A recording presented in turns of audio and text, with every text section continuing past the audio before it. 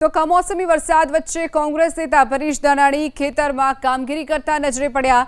અમરેલીમાં પરેશ ધાનાણી ખેતરમાં ઘઉંના પૂડા ઓરતા નજરે પડ્યા હતા। તો હવામાન વિભાગે આજે પણ અમરેલી જિલ્લામાં કમોસમી વરસાદની આગાહી કરી છે। એવામાં ખેડૂતો પણ ચિંતામાં છે। એવામાં પરેશ ધાનાણી ખેતરમાં ઘઉંના પૂડાને મશીનમાં નાખવાની કામગીરી કરતા નજરે પડ્યા છે।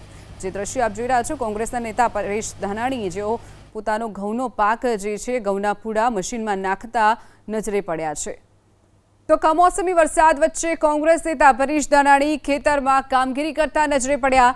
અમરેલીમાં પરેશ ધાનાણી ખેતરમાં ઘઉંના પૂડા ઓરતા નજરે પડ્યા હતા। તો હવામાન વિભાગે આજે પણ અમરેલી જિલ્લામાં કમોસમી વરસાદની આગાહી કરી છે। એવામાં ખેડૂતો પણ ચિંતામાં છે। એવામાં પરેશ ધાનાણી ખેતરમાં ઘઉંના પૂડાને મશીનમાં નાખવાની કામગીરી કરતા નજરે પડ્યા છે।